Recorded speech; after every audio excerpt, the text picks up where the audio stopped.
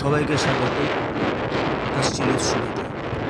আজ আমি আমার বাইকে বসিরহাটের বিভিন্ন জায়গা ঘুরে দেখব এবং আপনাদেরকে ঘুরে দেখাবো। একদিনে বসিরহাটের যেসব জায়গাগুলো ঘুরবো তার মধ্যে রয়েছে চন্দ্রকেতুগড়, সত্যজিৎ রায় বিনোদন পার্ক, ধান্যকুড়িয়া রাজবাড়ি এবং সাথে রয়েছে কোচুয়াল নবদ্বীপ মন্দির। প্রথমে যাবে চন্দ্রকেতুগড়।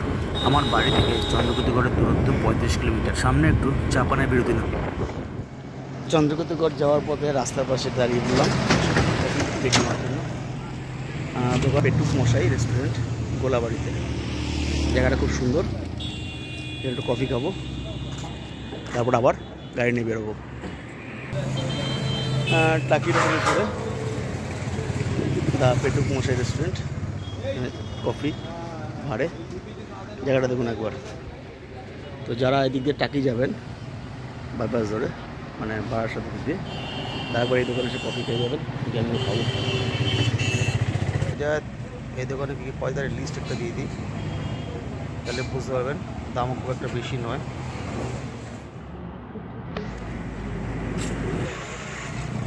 আমাদের কফি চলে আসছে 20 টাকা করে কফি। একটু টেস্ট করে দেখে এবার খাই।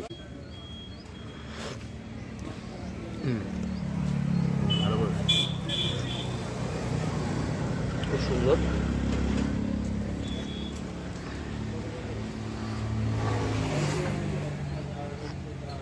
রাস্তার পাশে বসে কফিটা খুব ভালো লাগে। 20 টাকার কফি খাওয়া হয়ে গেল।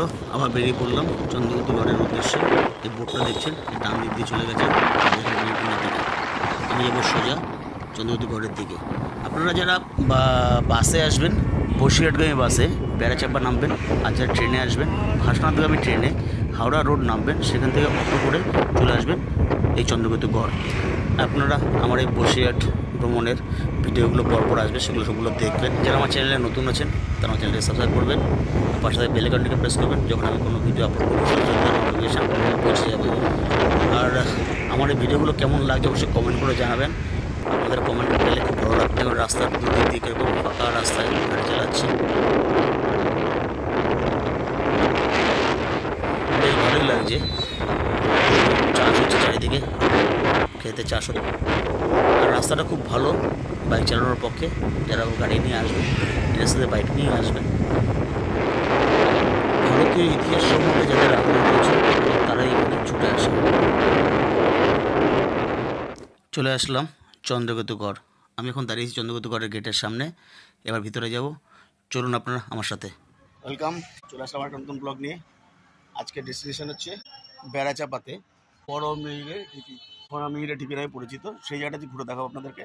আর ইতিহাস সম্পর্কে পুরোটাই বলবো দেখতে দেখতে। চলুন আগে জায়গাটা ঘুরে দেখে নিই, আর দেখতে দেখতে জেনে নিই এখানকার ইতিহাসটা কী।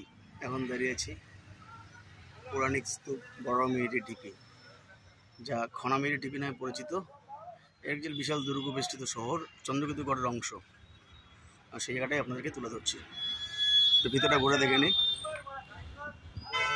1956-57 সালে আশুতোষ মিউজিয়ামের উদ্যোগে এখানে খনন কাজ চালানো হয়। খননকারীদের মতে এখানে আসলে একটি মন্দির ছিল এবং সেটি হয়তো বিষ্ণু মন্দির। প্রায় 1500 বছর আগে নির্মিত এই মন্দিরে 300 ফুট দীর্ঘ, প্রস্থে প্রায় 100 ফুট এবং 63 ফুট বিস্তৃত ছিল। এখান থেকে এখানে সাদৃশ্য ধাপযুক্ত একটি ইটের গহ্বর পাওয়া গেছে। একদল ঐতিহাসিকবিদদের মতে চন্দ্রকেতুগড় শুঙ্গ রাজাদের অধীনে ছিল। চন্দ্রকেতুগড়ে পাওয়া মন্দির থেকে সূর্যদেবতার মূর্তি না পাওয়া গেলেও কুলঙ্গীদের পদ্মের নকশা পাওয়া গেছে। পদ্ম যেহেতু সূর্যের প্রতীক আর মিহির শব্দের অর্থ যেহেতু সূর্য, তাই অনেক ঐতিহাসিকবিদ বৈদিক যুগের সূর্যদেবতার মন্দির বলেন। চন্দ্রকেতুগড়ের এই অংশটি খনামিহিরের ঢিপি নামেই পরিচিত। গুপ্ত সম্রাট দ্বিতীয় চন্দ্রগুপ্তের সভা আলো করে থাকা নবরত্নের মধ্যে বিখ্যাত জ্যোতির্বিদ বরাহের পুত্র মিহির ও তার স্ত্রী খনার নাকি বাড়ি ছিল এখানে। 1906 সালে স্থানীয় চিকিৎসক তারকনাথ ঘোষ প্রথম চন্দ্রকেতুগড়ের আর্কিওলজিক্যাল সার্ভে অফ ইন্ডিয়ার প্রত্নতাত্ত্বিক খনন ও পর্যালোচনায় অনুরোধ করেন। ওই সময় পুরাতত্ত্ব বিভাগের পূর্বাঞ্চল শাখার সুপারিনটেনডেন্ট মিস্টার লং হান্ট পরিদর্শনে আসেন এবং 1909 সালে রাখালদাস বন্দ্যোপাধ্যায় এই অঞ্চলে আসেন এবং কিছু প্রত্নতত্ত্ব আবিষ্কার করেন। তারপর 1926 সালে মাসিক বসুমতী পত্রিকায় রাখালদাস বন্দ্যোপাধ্যায় চন্দ্রকেতুগড় নামে একটি প্রবন্ধ লিখেছিলেন। তার অনেক পরে 1956 থেকে 1967 সাল পর্যন্ত কলকাতা বিশ্ববিদ্যালয়ের অধীনে আশুতোষ সংগ্রহশালা থেকে এখানে প্রত্নতাত্ত্বিক খনন কার্য চালানো হয়।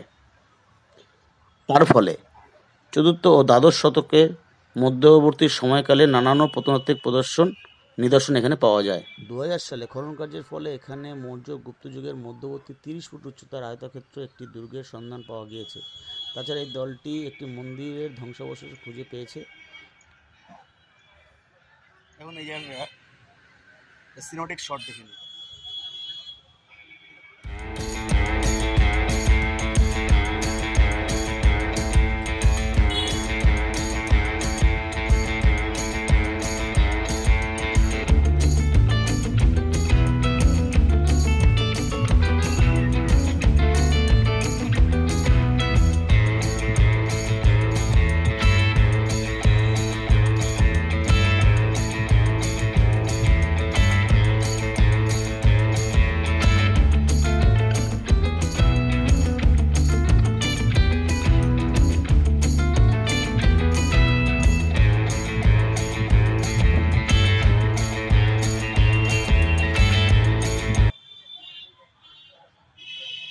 আমি সুমিত, আপনারা দেখছেন জাস্ট চিল উইথ সুমিত। আমি বিভিন্ন জায়গায় ঘুরে বেড়াবো, তার ভিডিও বানিয়ে আমার এই চ্যানেলে পোস্ট করব। আমার ভিডিওগুলো যদি আপনাদের ভালো লেগে থাকে অবশ্যই চ্যানেলকে সাবস্ক্রাইব করবেন আর পাশে থেকে বেল আইকনটা প্রেস করবেন।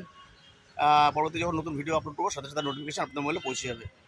আজকের মতো বিদায় নিচ্ছি, আবার দেখা হবে আগামী দিন কোনো নতুন ভিডিওতে। পরবর্তী পর্বে থাকবে হচ্ছে সত্যজিৎ রায় পার্ক। সঙ্গে দেখুন, দেখতে দেখুন জাস্ট চিল উইথ সুমিত। আজকের মতো বিদায় নিচ্ছি, টাটা।